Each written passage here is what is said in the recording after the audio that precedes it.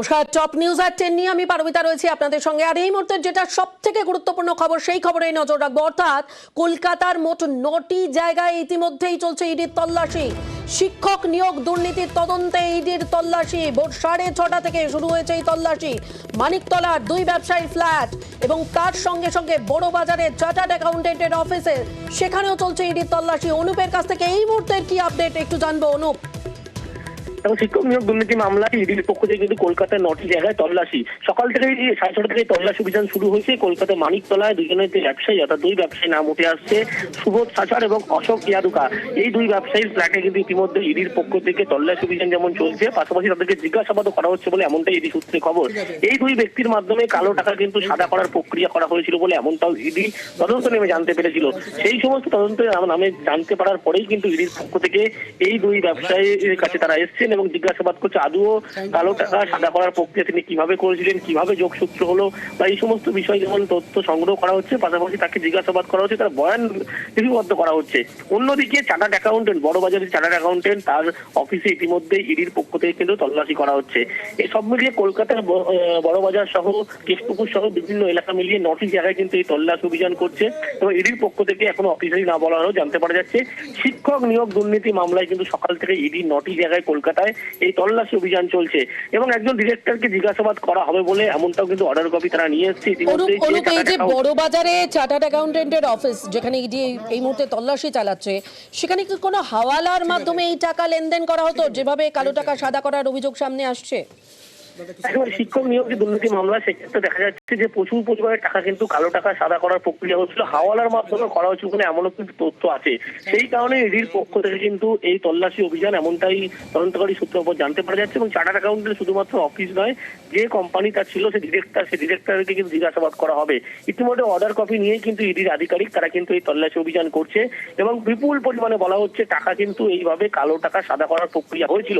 সেই কারণে একযোগে কিন্তু 9টি জায়গায় জোন 1 এর নেতৃত্বে এই মুহূর্তে তল্লাশি অভিযান চলছে এবং কলকাতায় সব মিলিয়ে এই 9টি জায়গা, কলকাতার নারকেলডাঙ্গা, মানিকতলা সহ কেষ্টপুর, অন্যদিকে সাউথ সিটি, বিভিন্ন এলাকা মিলিয়ে কিন্তু 9টি জায়গায় একেবারেই বোঝাই যাচ্ছে বিভিন্ন এলাকা, কলকাতার বিভিন্ন এলাকা, দিকে দিকে তল্লাশি অভিযান, 9টি জায়গায় তল্লাশি অভিযান। এবং অনুপ যেমনটা বলছিল, মানিকতলায় 2 ব্যবসায়ী, সেই 2 ব্যবসায়ীর ফ্ল্যাটেও কিন্তু তল্লাশি অভিযান চলছে। আর সেখান থেকেই আমাদের প্রতিনিধি সান্নিক এই মুহূর্তে আমাদের সঙ্গে রয়েছে। আমরা একটু সরাসরি সান্নিকের কাছে যাব। সান্নিক, এই মুহূর্তের ছবিটা কি আপডেট রয়েছে একটু জানবো তোমার থেকে।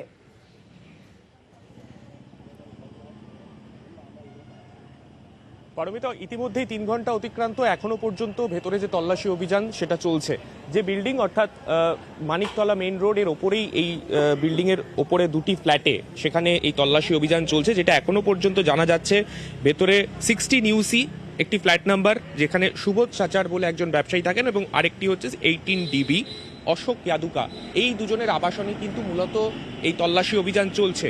যেটা এখনো পর্যন্ত খবর পাওয়া যাচ্ছে, এই 2 ব্যবসায়ী কিন্তু মূলত রিয়েল এস্টেটের ব্যবসার সঙ্গে যুক্ত এবং তাদের নামে বেশ কিছু কোম্পানি রয়েছে এবং এই কোম্পানিগুলোর মাধ্যমে কোনো শেল কোম্পানির আকারে টাকা লেনদেন হতো, যার থেকে বিভিন্ন জায়গায় কালো টাকা সাদা করার প্রক্রিয়া চলতো। এই কারণে কোথায় থেকে এই টাকা এসেছে, কার কার যোগসূত্র রয়েছে, সেই সমস্ত সংক্রান্ত অর্থাৎ সান্নিক, তার মানে ইতিমধ্যেই বেশ কিছু শেল কোম্পানির হদিশও মিলেছে, ইতিমধ্যেই বেশ কিছু শেল কোম্পানির হদিশও পাওয়া গেছে সান্নিক। দেখো, যে ব্যবসায়ী যাদের এখানে তল্লাশি অভিযান চলছে তারা রিয়েল এস্টেটের ব্যবসার সঙ্গে যুক্ত এবং সেই সংক্রান্ত বেশ কয়েকটি কোম্পানির সঙ্গে তারা যুক্ত রয়েছেন। এবার কোন কোন কোম্পানি, তার মধ্যে আসল বাস্তবে তার কোনো অস্তিত্ব নেই, অথচ তার কোনো কর্পোরেট বিভিন্ন অ্যাকাউন্টস রয়েছে যার মাধ্যমে বিশাল টাকার লেনদেন হয়, সেই সমস্ত বিষয় কিন্তু ইডি অবশ্যই খতিয়ে দেখছে। এবং এর থেকেও গুরুত্বপূর্ণ বিষয়, প্রত্যেকটি অ্যাকাউন্টের লেনদেন সংক্রান্ত নথি তারা কিন্তু এখানে অবশ্যই খোঁজ করছেন।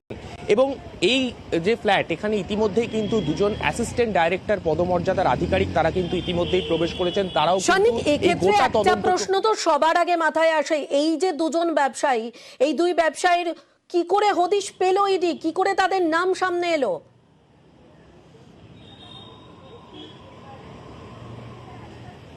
দেখো, এখনো পর্যন্ত যে তথ্য সামনে আসছে শিক্ষক নিয়োগ দুর্নীতির তদন্তেই আজকে সকাল থেকে বিভিন্ন জায়গায়, যেমনটা অনুপও বলছিল, মোট 9টি জায়গায় শহর কলকাতার তল্লাশি অভিযানে বেরিয়েছেন ইডি আধিকারিকরা।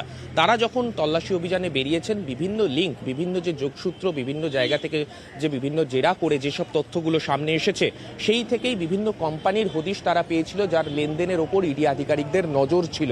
সেই কোম্পানিরই দুজন ব্যবসায়ী, যেটা এখনো পর্যন্ত জানতে পারা যাচ্ছে, এই অশোক ইয়াদুকা এবং সুবোধ সাচার দুজনের ফ্ল্যাটই এই বিল্ডিংয়ে, সেই বিল্ডিংয়ে কিন্তু এই মুহূর্তে তল্লাশি অভিযান চালাচ্ছে ইডি আধিকারিকরা। এখান থেকে কি কি তারা সিজ করেন, কি কি নথি তারা উদ্ধার করতে পারেন, যেটা অবশ্যই তাদের হাতে হ্যান্ডেল করা যে মামলাগুলো রয়েছে সেই মামলার সঙ্গে অত্যন্ত গুরুত্বপূর্ণ হিসেবে সেটা পরবর্তীতে প্রমাণিত হতে পারে, সেই দিকেই কিন্তু আমাদের নজর থাকবে।